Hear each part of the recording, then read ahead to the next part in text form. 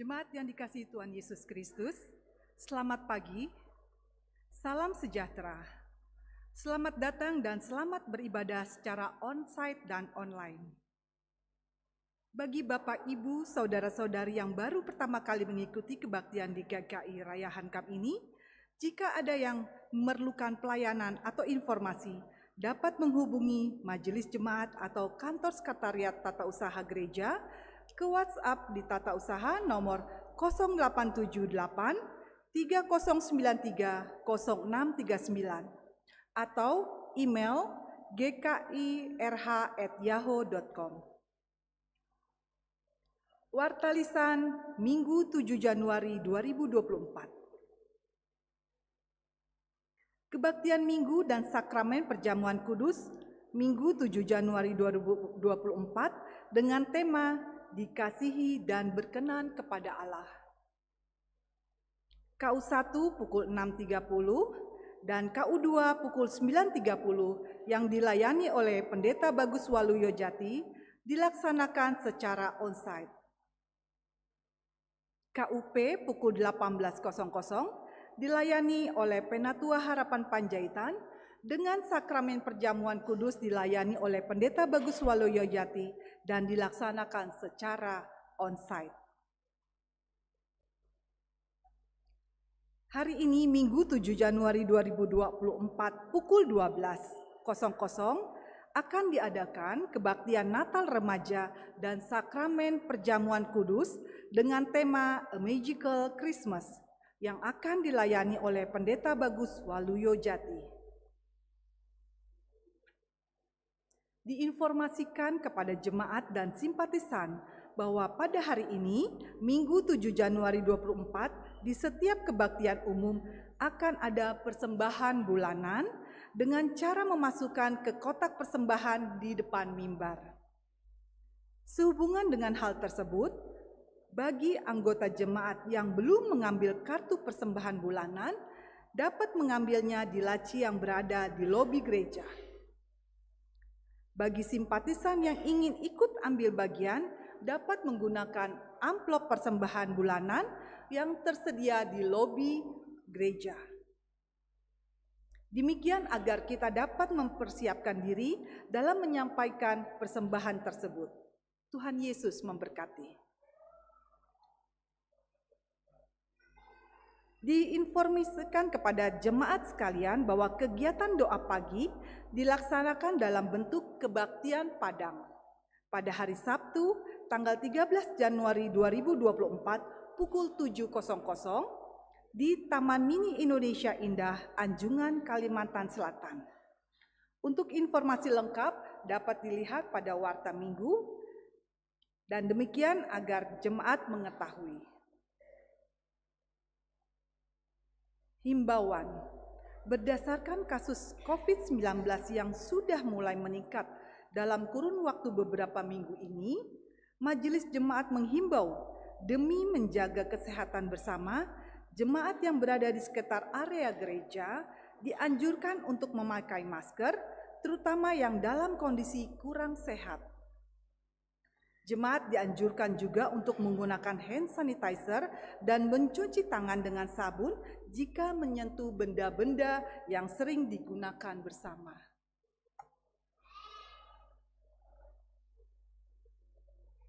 Diinformasikan kepada jemaat sekalian bahwa semua kegiatan gereja dapat dilihat di warta jemaat dengan memindai QR Code di bangku atau dapat menghubungi Tata Usaha Gereja. Demikian Warta Lisan Minggu 7 Januari 2024. Tuhan Yesus memberkati.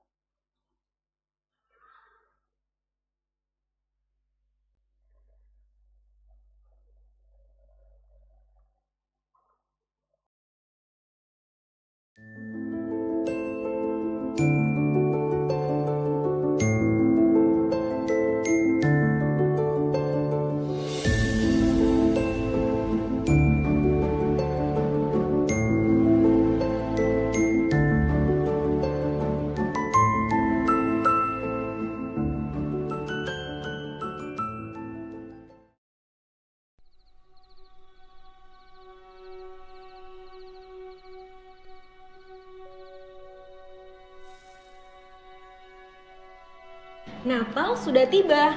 Aku mau lihat list hadiah-hadiah Natal tahun ini. Aku mau baju baru. Aku mau high heels. Aku mau kapal pesiar. Aku mau mobil baru. Aku mau parfum Dior, catokan. Pokoknya banyak banget fashion yang baru. Aku mau iPhone 23. Aku mau semuanya. Wahai temanku Rika yang bijaksana dan budiman, masih banyakkah keinginanmu yang ada di list ini? Masih banyak sih. Tak tahukah kamu bahwa ada satu hadiah yang jauh lebih baik daripada ini? Apa itu?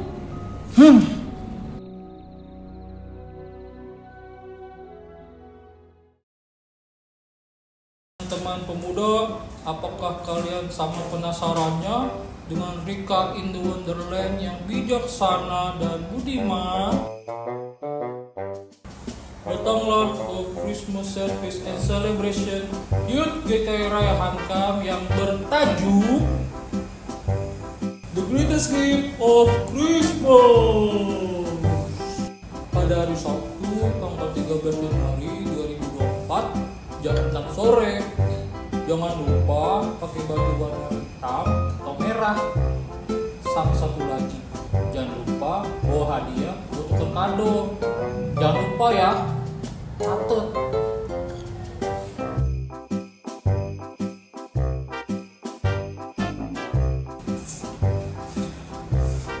Nanti jawabannya ada di sana.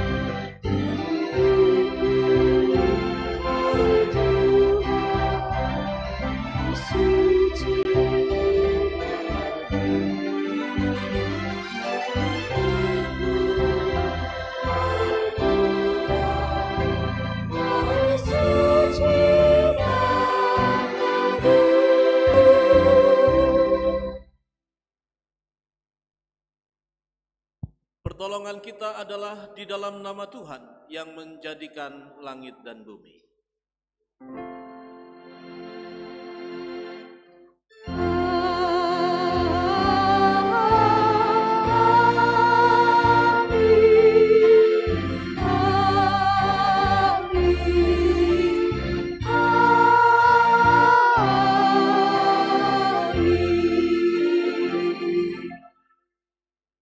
Tuhan beserta saudara. Dan beserta saudara juga.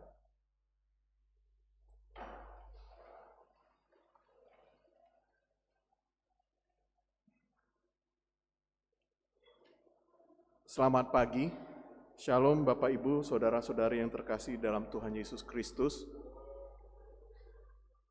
Kebaktian hari ini di minggu pertama tahun 2024 pada tanggal 7 Januari 2024 dengan tema Dikasihi dan Berkenan kepada Allah.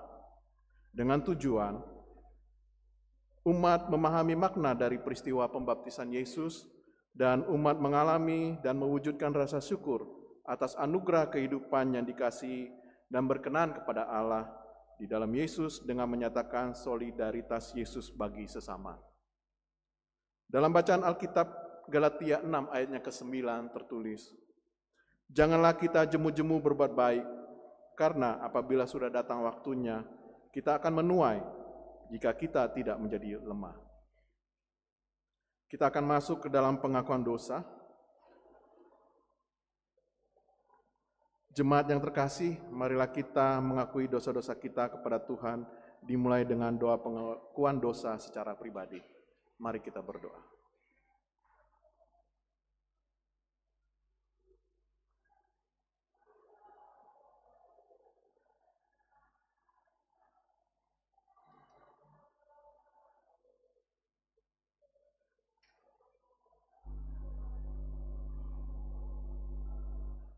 Ya Allah Bapa kami, dengarkanlah doa pengakuan dosa kami ini. Ampuni kami dan ajarkan kami untuk mengucap syukur atas kehidupan yang Engkau berikan kepada kami. Amin.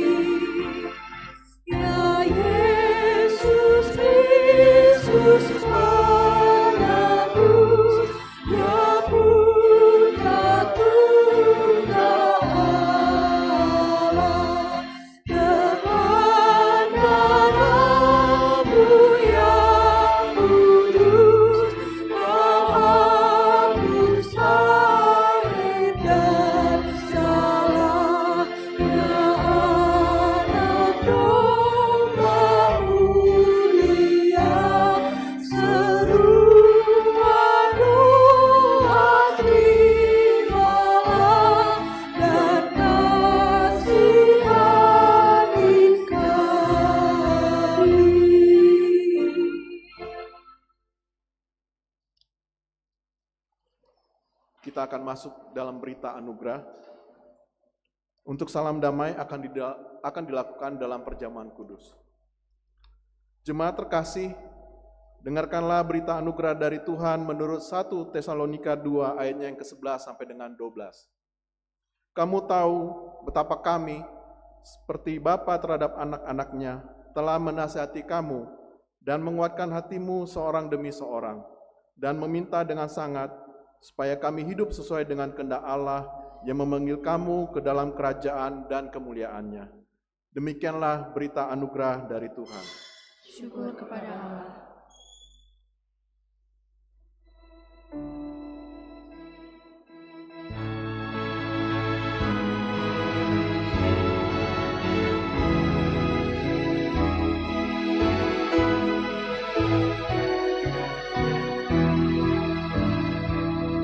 Dalam nama Yesus Tuhanku, sudah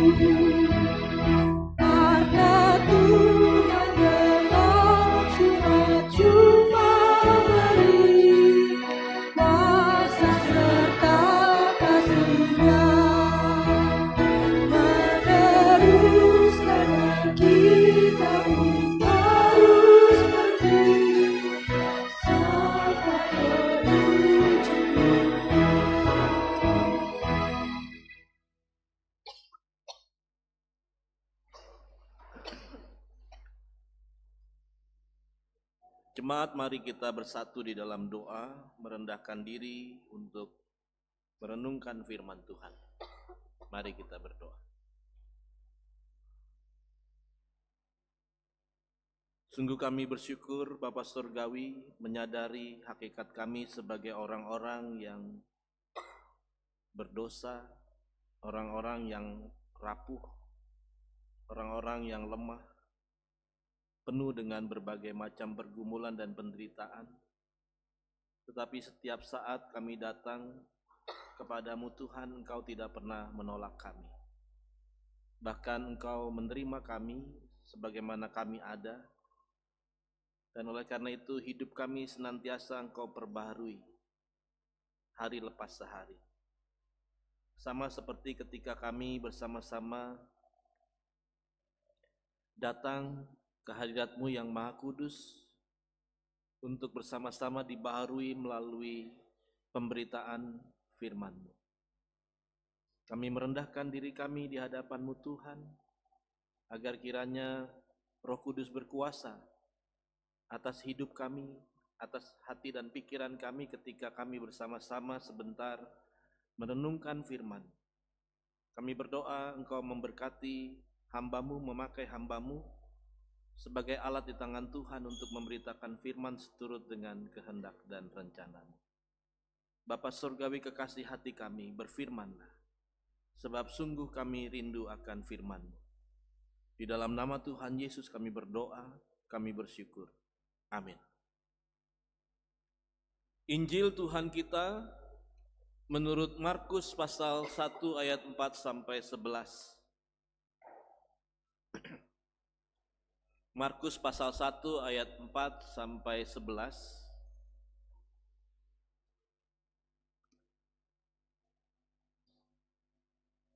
Demikianlah Yohanes Pembaptis tampil di padang gurun dan menyerukan, "Bertobatlah dan berilah dirimu dibaptis, dan Allah akan mengampuni dosamu." Lalu datanglah kepadanya orang-orang dari seluruh daerah Yudea dan semua penduduk Yerusalem. Dan sambil mengaku dosanya mereka dibaptis di sungai Yordan. Yohanes memakai jubah bulu unta dan ikat pinggang kulit, dan makanannya belalang dan madu hutan. Inilah yang diberitakannya. Sesudah aku akan datang Ia yang lebih berkuasa daripadaku. Membungkuk dan membuka tali kasutnya pun aku tidak layak. Aku membaptis kamu dengan air, tetapi Ia akan membaptis kamu dengan Roh Kudus. Pada waktu itu datanglah Yesus dari Nazaret di tanah Galilea, dan Ia dibaptis di sungai Yordan oleh Yohanes. Pada saat Ia keluar dari air, Ia melihat langit terkoyak dan roh seperti burung merpati turun ke atasnya. Lalu terdengarlah suara dari sorga, "Engkaulah anakku yang kukasihi, kepadamulah aku berkenan." Demikianlah firman Tuhan. Berbahagialah mereka yang mendengarkan firman Allah dan yang memeliharanya. Haleluya. Haleluya, haleluya, haleluya.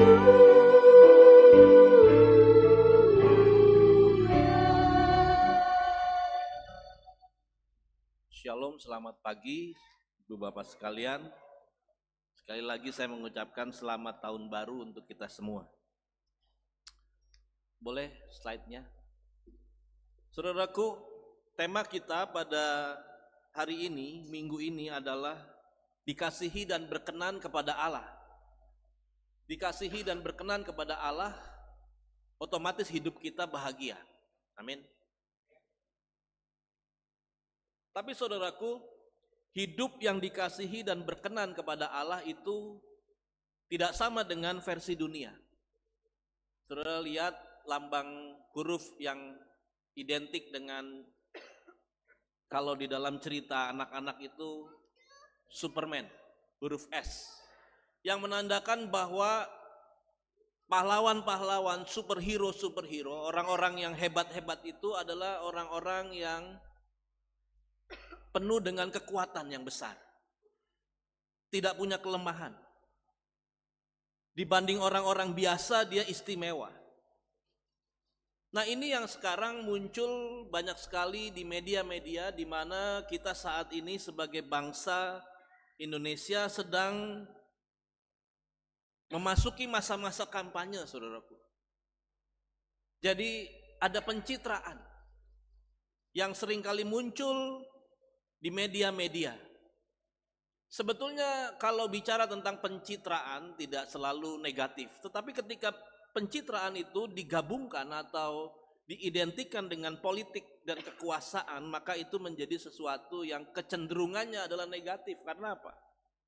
Karena orang-orang yang menampilkan diri sedemikian rupa sehingga menghadirkan kesan yang hebat dan decak kagum.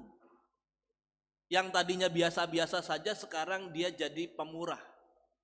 Yang tadinya tidak pernah memberikan sumbangan sekarang dia rajin menyumbang. Yang tadinya tampil biasa-biasa saja sekarang dia punya media-media yang sibuk mengedepankan semua perbuatan-perbuatan baik mereka. Ini dicitrakan, pencitraan-pencitraan ini supaya apa? Supaya orang-orang percaya bahwa ini orang baik. Ini orang hebat. Nah, saudaraku, persoalannya adalah ketika pemilihan umum itu berlangsung, maka seringkali yang terjadi adalah kebalikannya. Mereka-mereka yang dulu berjanji dengan pencitraan-pencitraan yang begitu spektakuler, ternyata mengecewakan. Janji tinggal janji. Ya, bulan madu hanya mimpi, begitu katanya. Jadi apa yang ternyata kenyataannya itu dibungkus sedemikian rupa, dipoles sedemikian rupa, sehingga itu menghasilkan efek tipuan.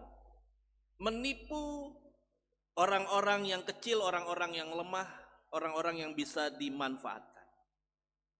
Sedangkan saudaraku, kalau kita belajar dari firman Tuhan, belajar dari tokoh kita, yang hari ini kita baca di dalam Injil Markus pasal 1 ayat 4-11, Yohanes Pembaptis dan Yesus Kristus.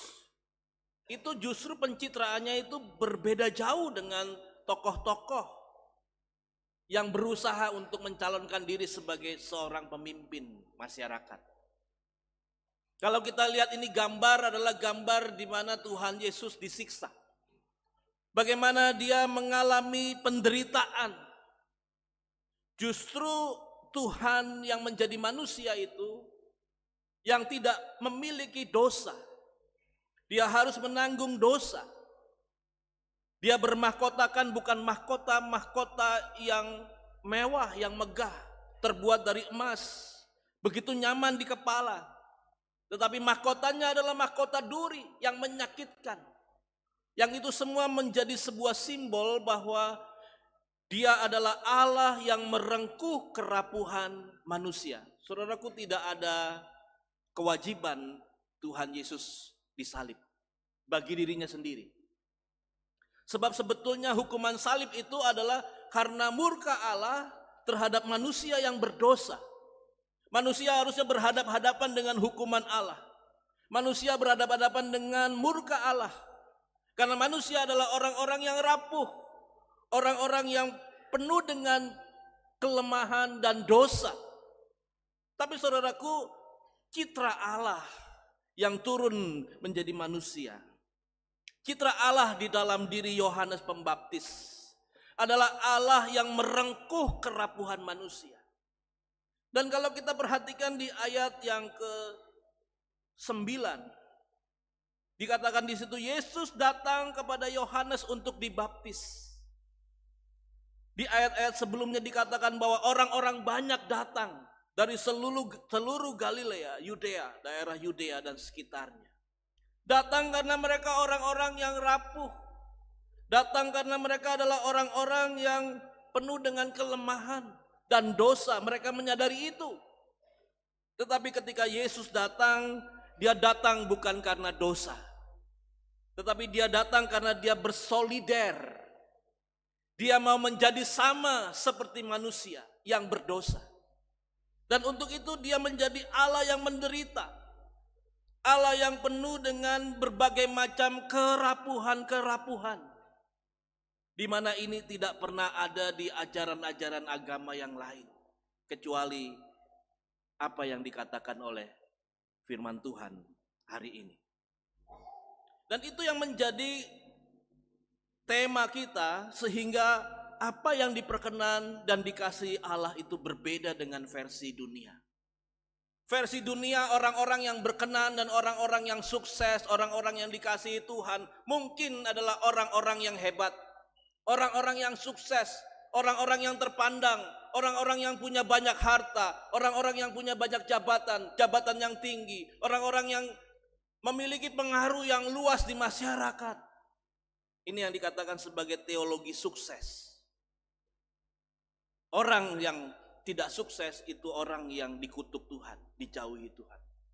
Tetapi saudaraku, hari ini kita justru melihat figur seorang Yohanes Pembaptis, figur yang sangat sederhana, yang dikatakan bahwa dia memakai jubah bulu unta dan ikat pinggang kulit, dan makanannya adalah belalang dan madu hutan. Jauh dari kemewahan, jauh dari kenyamanan, jauh dari sisi-sisi yang aman. Tuhan memilih hamba-hambanya yang justru rela untuk berkurban. Dia adalah Allah yang menyadari betapa besar penderitaan manusia, sehingga kemudian dia berpuncak di dalam penyaliban. Di kayu salib itulah dosa-dosa kita ditanggungnya. Dan tidak ada kewajiban untuk Yesus mau melakukannya, tetapi dia melakukannya karena betapa cinta kasihnya yang begitu besar. Yang menarik saudaraku adalah pada waktu Tuhan Yesus dibaptis. Minggu lalu kita belajar bagaimana Tuhan Yesus disunat dan diberi nama. Dan sekarang kita belajar bagaimana setelah 7 hari berikutnya Tuhan Yesus dibaptis, cerita dari minggu yang lalu. Di mana Tuhan Yesus dibaptis, di situ dikatakan bahwa ada teofani, penyataan Allah, Allah yang datang, Allah yang menampakkan dirinya kepada manusia, Allah yang menyatakan dirinya kepada manusia. Dan di situ menjadi teofani Allah Tritunggal. Allah yang hadir di dalam pribadi Bapa, Anak, dan Roh Kudus. Di dalam ilustrasi sederhana di atas kita bisa melihat ada Yohanes Pembaptis, ada Tuhan Yesus yang baru dibaptis, dan ada penampakan seperti burung merpati. Dan ada di situ suara yang berkata, selain ada penampakan burung merpati itu, maka ada suara yang berkata, engkaulah anakku yang kukasihi, kepadamulah aku berkenan. Nah saudaraku, di sini kita bisa menyimpulkan gambaran Allah Tritunggal. Secara konsep, secara terminologi kita tidak pernah diajarkan secara khusus di dalam Injil-Injil ataupun di dalam kitab-kitab Perjanjian Baru ataupun Perjanjian Lama tentang Tritunggal. Secara khusus tidak ada bagian itu yang membahas.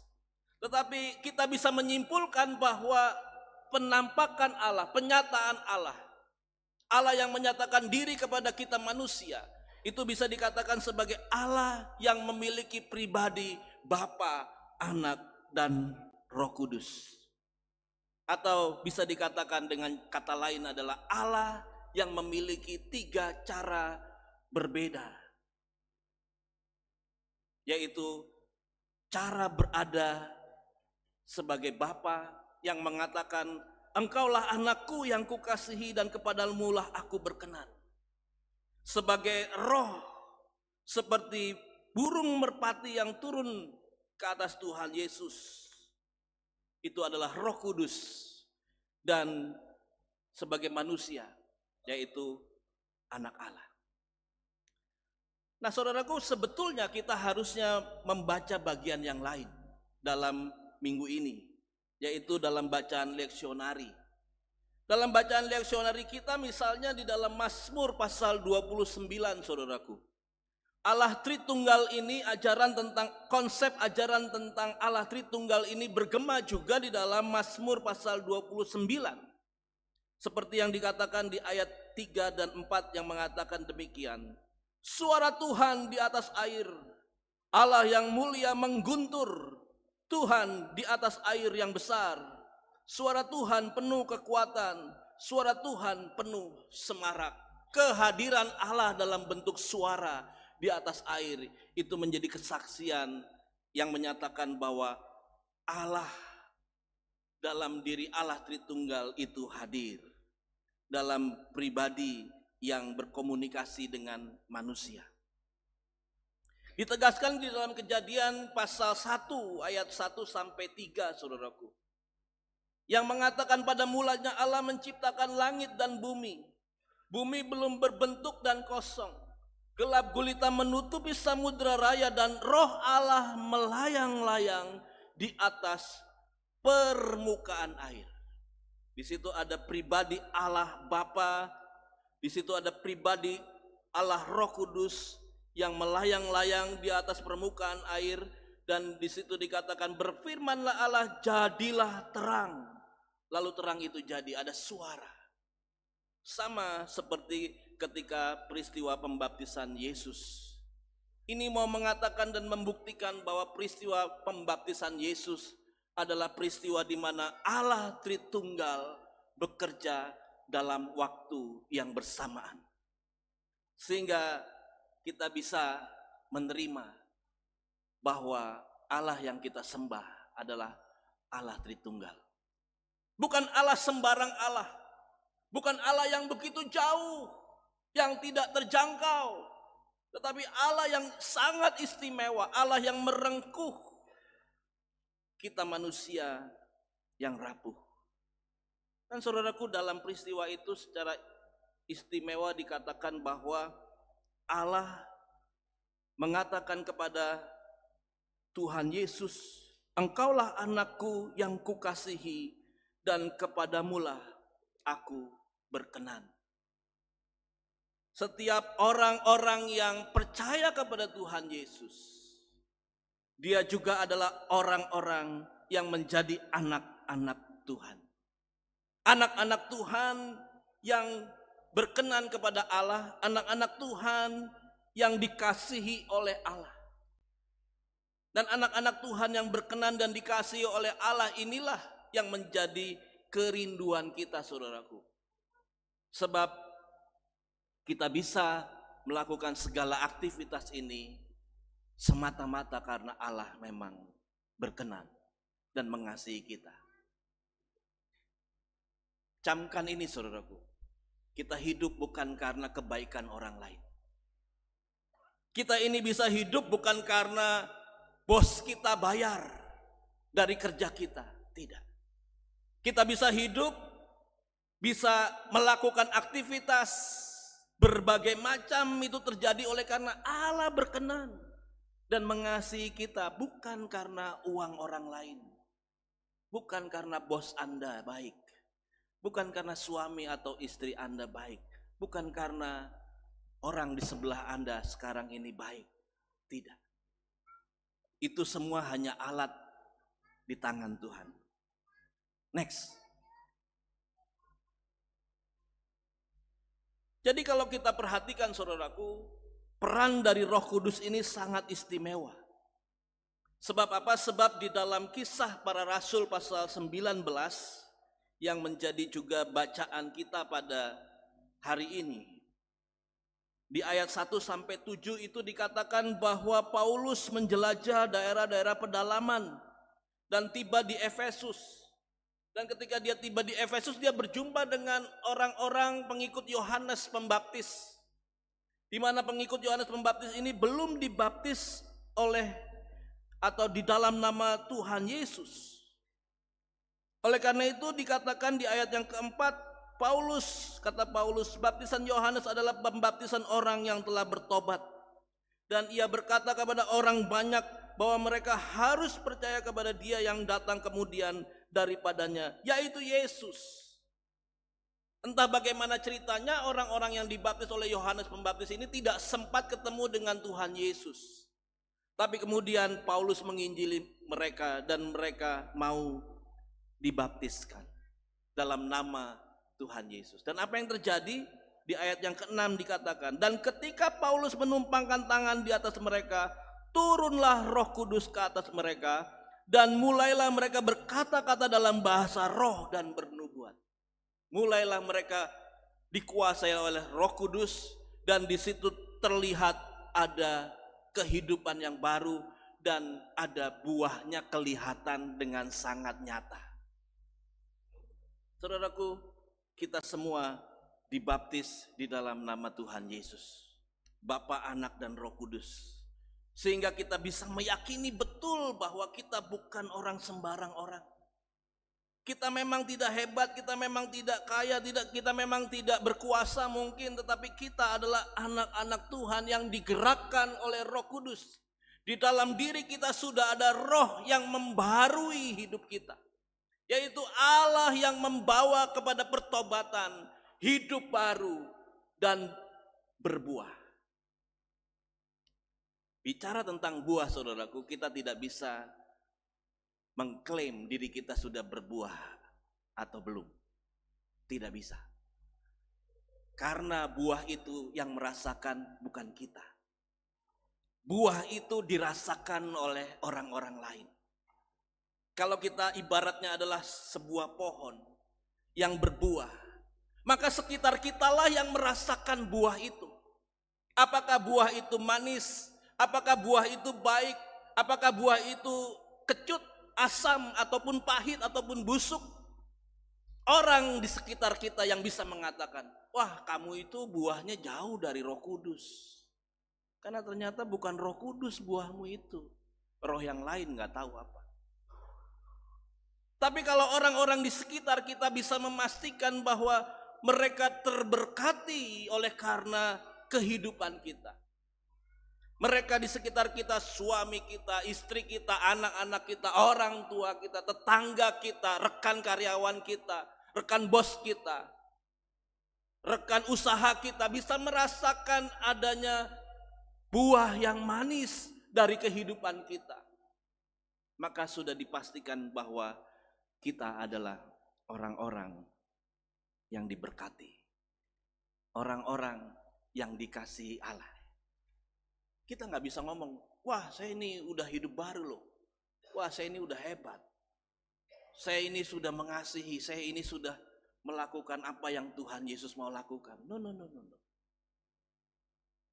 Bukan Anda yang harus bicara, tetapi lingkungan di sekitar akan mengatakan, oh, pendeta bagus tuh nggak pantas jadi pendeta, karena buahnya bukan buah yang seperti Kristus mau. Saudara, kalau kita bicara tentang buah, maka kita melihat ada gambar di situ, gambar burung merpati. Dan inilah yang menjadi tanda bahwa kita berbuah sesuai dengan apa yang Tuhan mau. Next. Kenapa harus burung merpati yang menjadi simbol kehadiran Roh Allah? Kenapa harus burung merpati yang menjadi lambang dari Allah yang menggerakkan pertobatan manusia hingga dia hidup baru dan menghasilkan buah-buah roh? Nah, saudaraku, simbolisme merpati di dalam Alkitab itu ada 4 hal. Yang pertama, dia simbol perdamaian. Kenapa simbol perdamaian? Karena burung merpati digunakan sebagai persembahan kurban. Kurban yang mendamaikan antara manusia dengan Allah. Jadi orang-orang Yahudi belajar dari kitab Taurat, dikatakan kalau mereka punya persoalan dengan Tuhan, maka mereka harus membawa kurban. Dan kurban yang paling murah itu adalah burung merpati. Kalau mereka tidak bisa membeli domba, mereka bisa mencari burung merpati.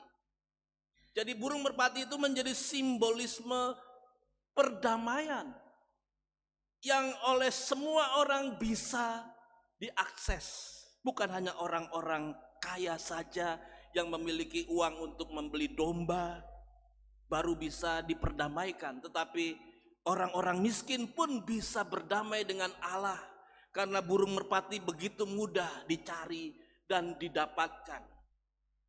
Dan ketika burung merpati itu dicurahkan darahnya, maka dosa manusia ditebus. Sama seperti ketika Allah dalam diri Yesus Kristus mencurahkan darahnya di kayu salib, merpati itu menjadi lambang perdamaian.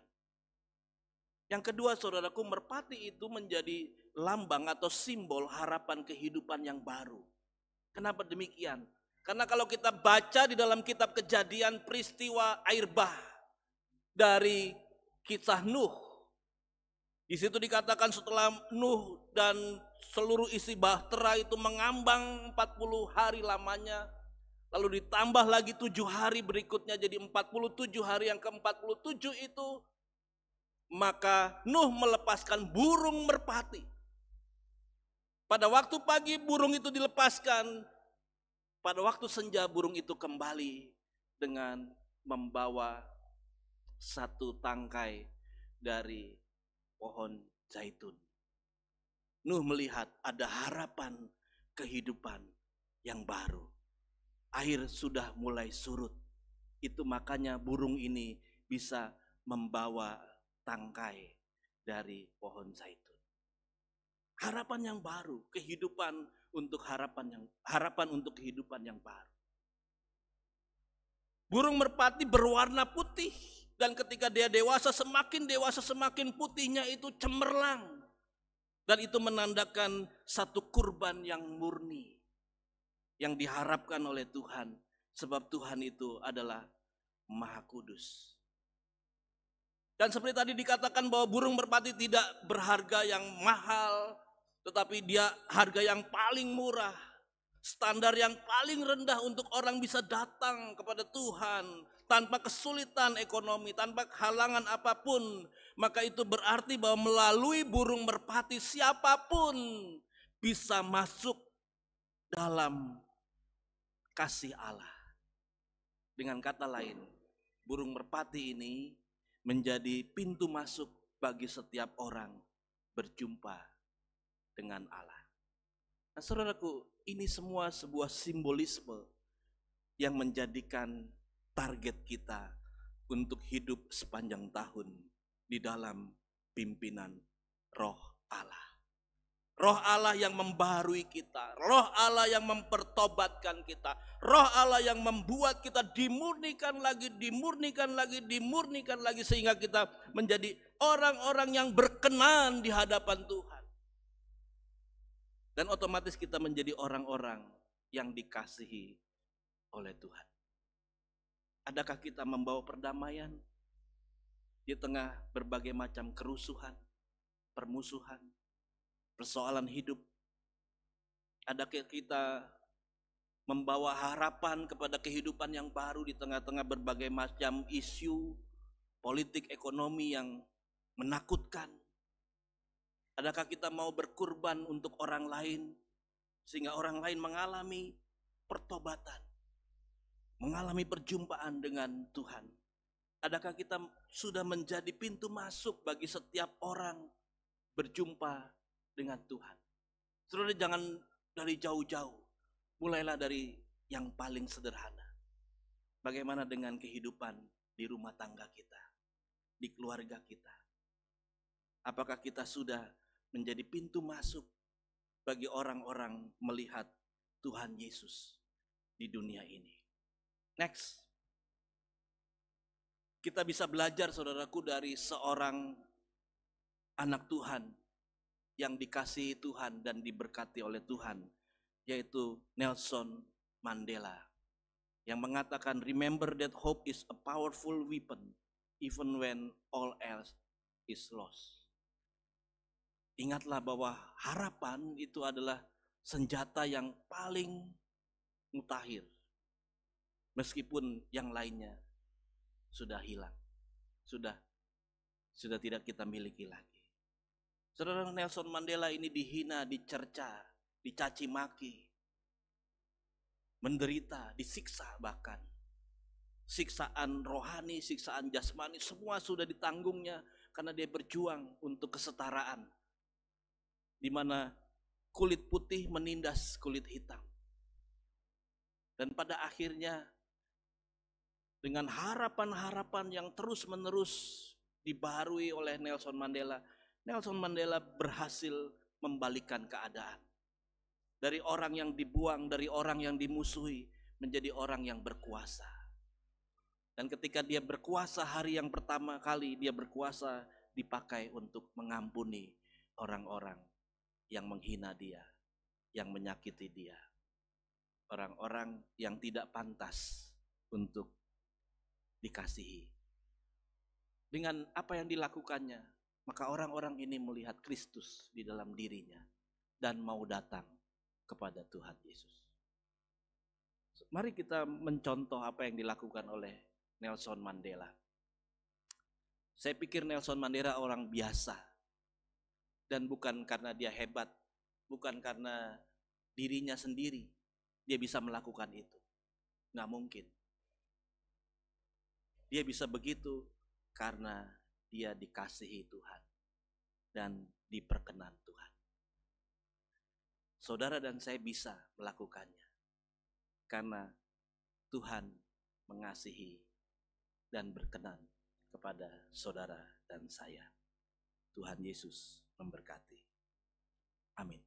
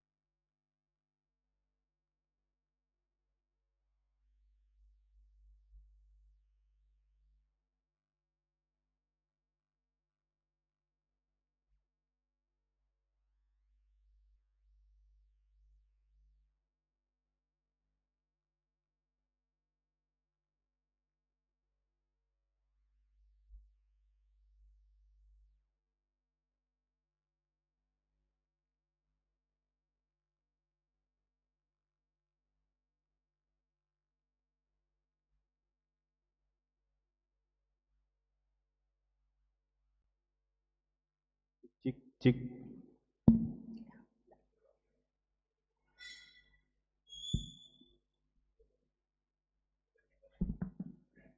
Cek, cek.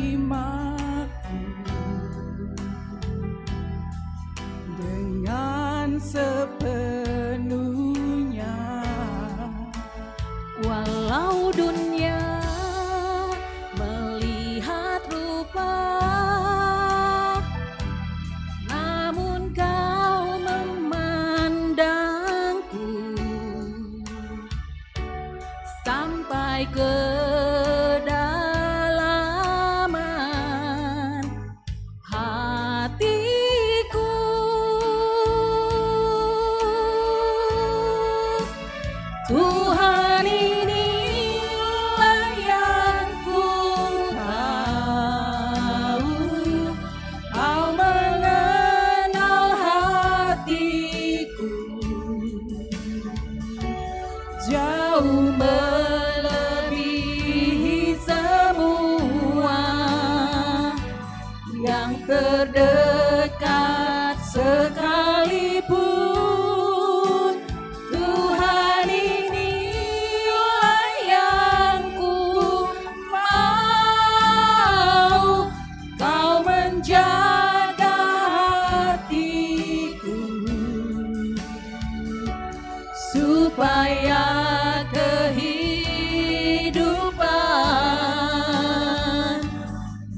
memancar senantiasa.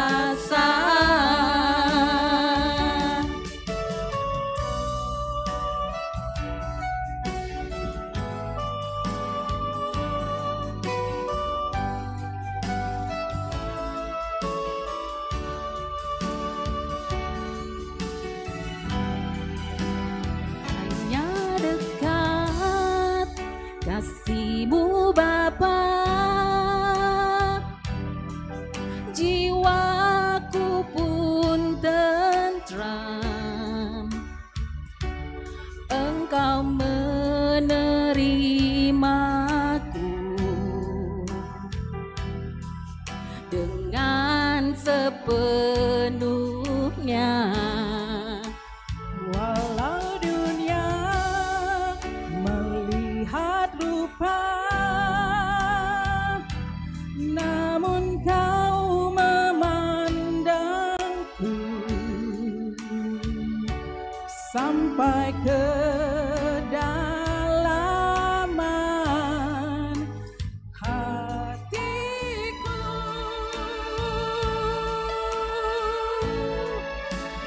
Tuhan, inilah yang ku tahu, Kau mengenal hatiku jauh melebihi semua yang terdekat sekalipun. Tuhan, inilah yang ku mau, Kau menjaga hatiku supaya kehidupan memancar senantiasa, supaya kehidupan memancar senantiasa.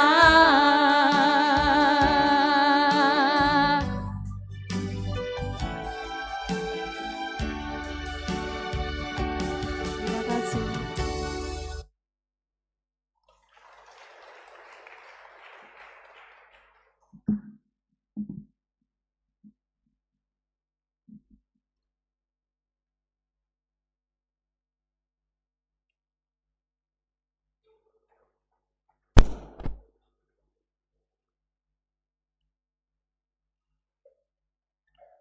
Marilah kita bersama dengan umat Allah di masa lalu, masa kini, dan masa depan dengan mengingat janji baptis kita dengan mengucapkan pengakuan iman rasuli yang berkata demikian.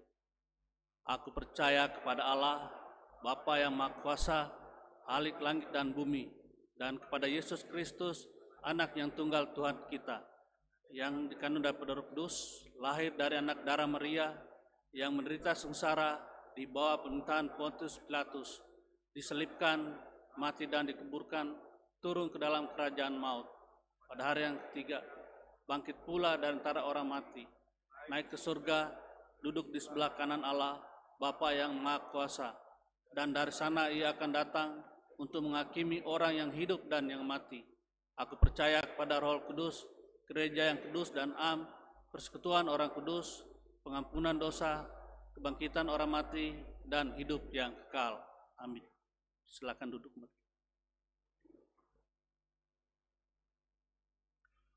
Mari kita menaikkan doa syafaat kita. Kita berdoa. Terima kasih Tuhan Yesus untuk firman-Mu yang meneguhkan kami bahwa kami adalah umat pilihan-Mu. Sebagai umat pilihan, Engkau mengasihi kami dan Engkau berkenan kepada kami. Sehingga setiap jalan yang kami tempuh adalah jalan yang mendatangkan perdamaian, jalan yang mendatangkan harapan akan kehidupan yang baru, jalan yang mendatangkan kemurnian hidup, kesucian hidup, dan jalan yang mendatangkan pertobatan. Biarlah Tuhan, Ketika kami mengalami perjumpaan dengan Tuhan, maka semua diubahkan dan hidup kami berbuah-buah lebat. Sehingga orang bisa melihat bagaimana Kristus hadir di tengah-tengah kehidupan kami. Saat ini kami mau berdoa bersyafaat Tuhan untuk saudara kami yang dalam pergumulan kehidupannya, nyaris putus asa, nyaris kehilangan harapan.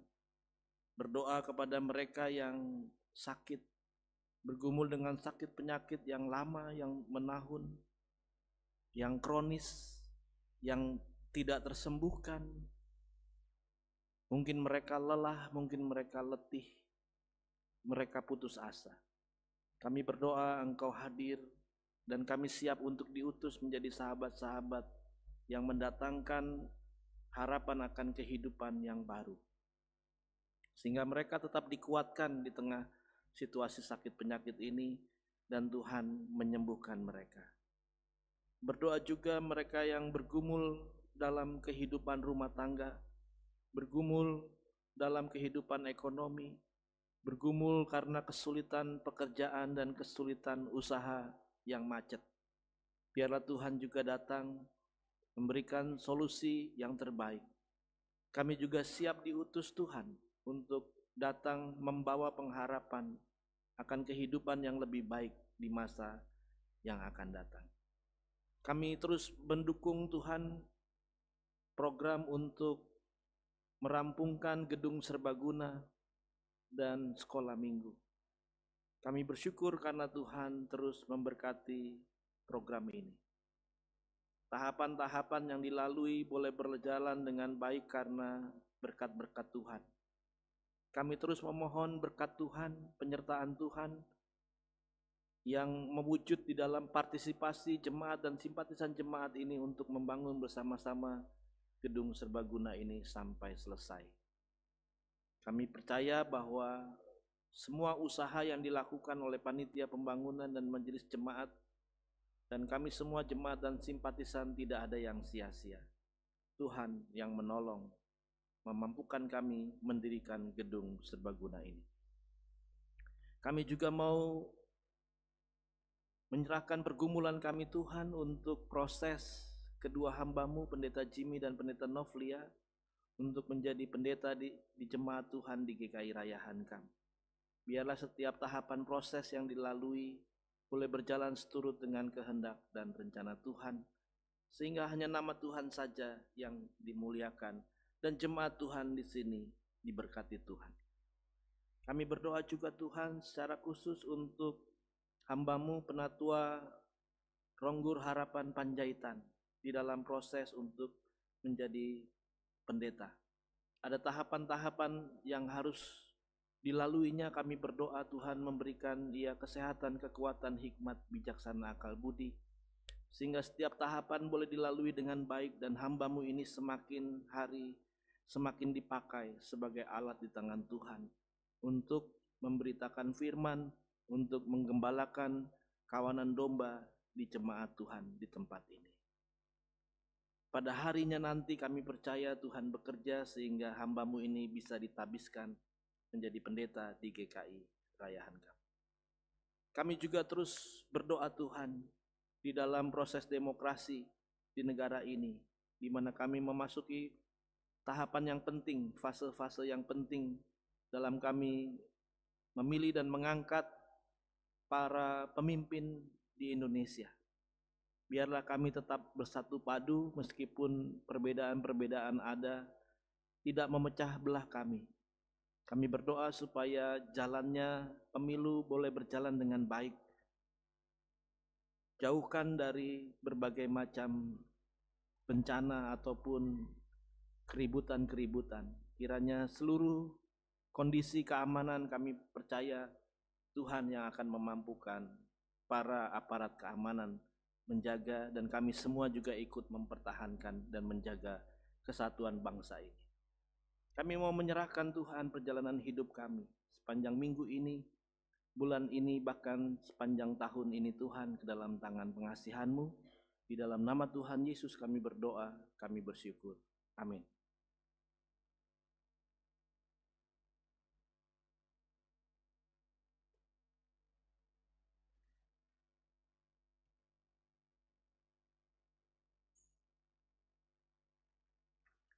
Marilah kita membawa persembahan kita kepada Tuhan. Sebagai nats persembahan terambil dari kitab Mazmur 50 ayat yang ke-14 yang berkata demikian. Persembahkanlah syukur sebagai korban kepada Allah dan bayarlah nasarmu kepada Yang Maha Tinggi. Persembahan minggu ini ada 3, yaitu yang pertama diawali dengan persembahan bulanan dengan memasukkannya ke dalam kotak persembahan di depan mimbar. Dan yang kedua adalah persembahan minggu yang akan kita masukkan ke dalam kantong hitam. Dan yang ketiga adalah persembahan perjamuan kudus ke dalam kantong yang berwarna merah.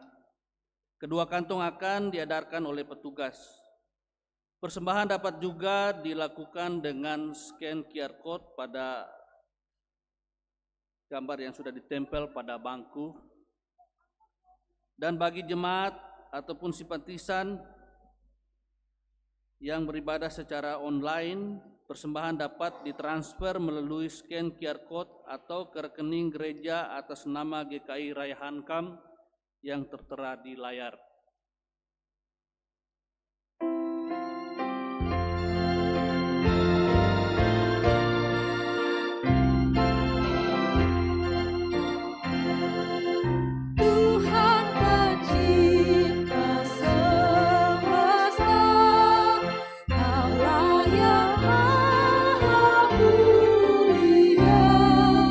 Sungguh besar karunia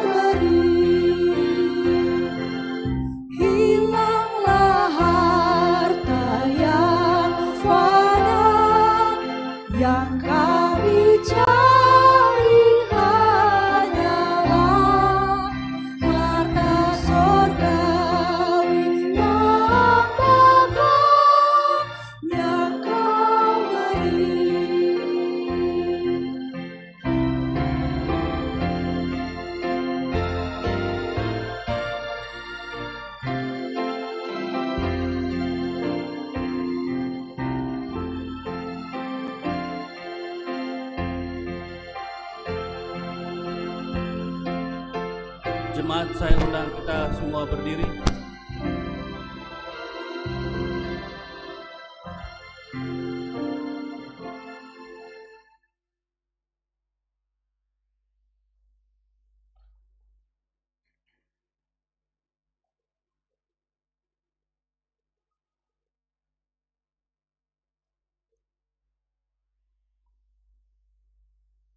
Mari kita satukan hati kita bawa persembahan kita berdoa. Tuhan Allah, Bapa kami yang ada dalam surga, Bapa yang selalu kami panggil dan kami kenal di dalam nama Tuhan kami Yesus Kristus. Pada pagi hari ini Bapa, kami menaikkan puji dan syukur atas segala anugerah-Mu, atas segala kebaikan-Mu, atas segala tuntunan-Mu, penyertaan-Mu, bahkan pemeliharaanmu dalam kehidupan kami hari lepas hari, hingga pada pagi hari ini Bapa kami boleh memuji dan memuliakan nama-Mu, dan kami bersyukur kalau pada saat ini kami boleh diberikan kesempatan untuk membawa persembahan kami ke hadapan-Mu.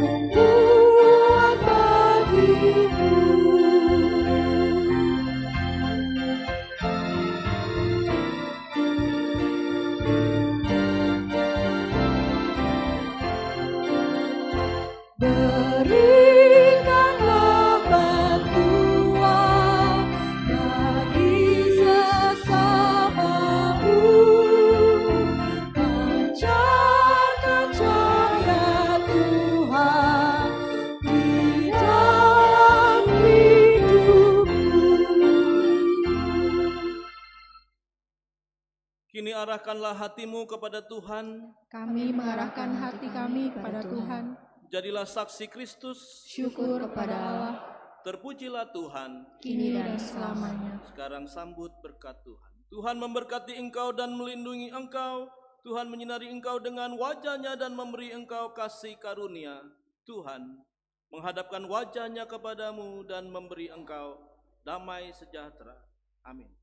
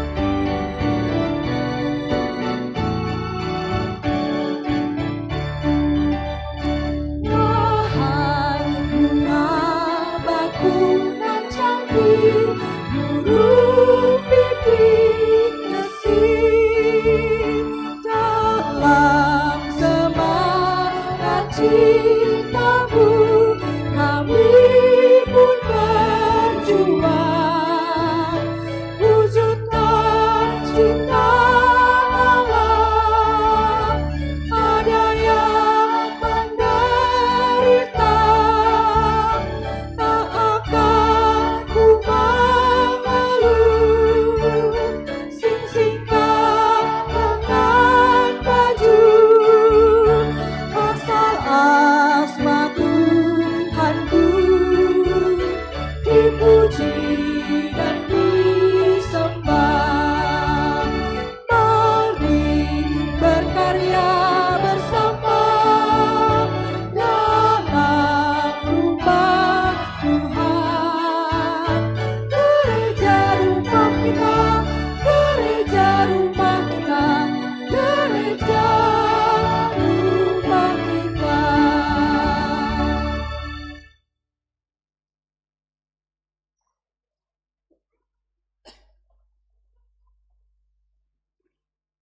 Bapak, Ibu, Saudara-saudara sekalian, sebelum meninggalkan ruang kebaktian, marilah kita bersaat teduh.